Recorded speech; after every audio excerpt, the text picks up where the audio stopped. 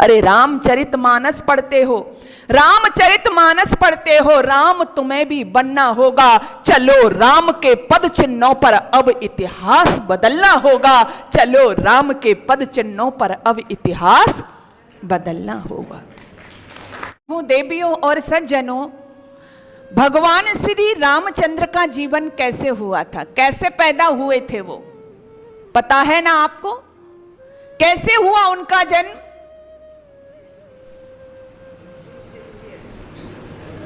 माता जी कह रही हैं यज्ञ से। जो बात मैं कहना चाहती हूं आपसे, भगवान श्री राम का जीवन किससे हुआ बोलो? यज्ञ से। वो कहानी आपको पता है कि दशरथ जी के पास में जिस समय कोई संतान नहीं थी, परेशान हो रहे थे, तो वशिष्ठ जी को बुलाया, उनसे चर्चा की और फिर पुत्रेष्टि यज्ञ किया। श्रृंग ऋषि को बुलाया गया, तब उनके घर में 4 संतानें आई। मैं उधर नहीं जाना चाहती, मैं केवल आपसे ये पूछना और बताना चाहती हूं कि भगवान श्री राम का जीवन किससे हुआ? यज्ञ से हुआ।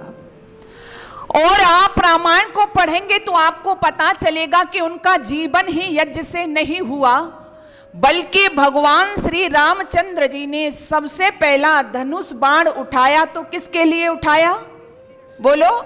यज्ञ की रक्षार्थ। यज्ञ की रक्षार्थ सर्वप्रथम भगवान श्री राम ने क्या उठाया? धनुष उठाया।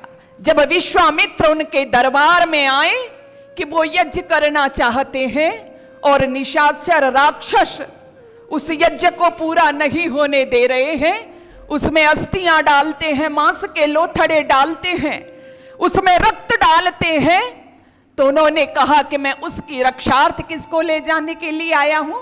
राम को लेने आया हूं। मैं अपने साथ ले जाना चाहता हूं। राम को ले गए और राम ने वहां देखा कि हमारे ऋषि महर्षियों को निशाचर लोग यज्ञ नहीं करने दे रहे हैं, तो वहां उन्होंने प्रतिज्ञा की थी, निश्चरहीन करो मैं भुज उठाए प्रण कीन। उन्होंने क्या प्रतिज्ञा की थी कि मैं ये प्रतिज्ञा करता हूं कि जब तक इस पृथ्वी को निश्चरों से हीन नहीं कर दूंगा, तब तक मेरा ये धनुष बाण रखेगा नहीं। तो यज्ञ की रक्षार्थ उन्होंने सबसे पहले धनुष बाण उठाया।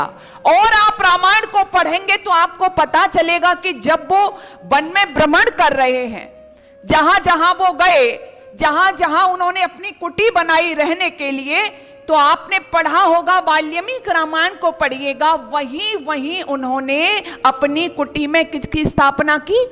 यज्ञ कुंड की।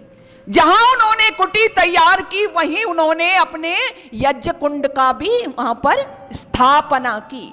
इससे क्या पता चलता है कि भगवान श्री रामचंद्र जी के जीवन में यज्ञ कूट कूट कर भरा हुआ था।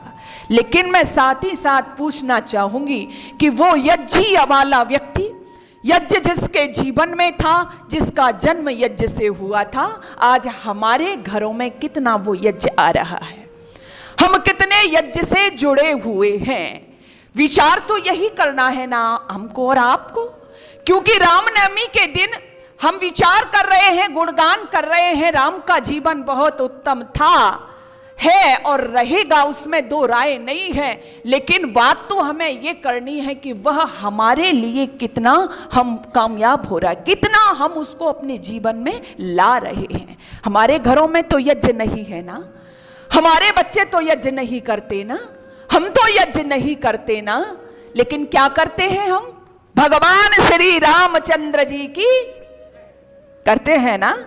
अच्छा, जय होगी बोलो? जय होगी? नहीं होगी। क्यों नहीं होगी? क्योंकि मैं सबसे पहले जिस बिंदु को लेकर के चली हूं, हमारे घरों में यज्ञ नहीं होगा तो नारे कितने भी दीजिएगा, रामचंद्र जी की जय होने वाली नहीं है। अरे रामचरितमानस पढ़ते हो, रामचरितमानस पढ़ते हो, राम तुम्हें भी बनना होगा। चलो राम के पद चिन्हों पर अब इतिहास बदलना होगा। चलो राम के पद चिन्हों पर अब इतिहास बदलना होगा। क्या है राम के पद चिन्ह?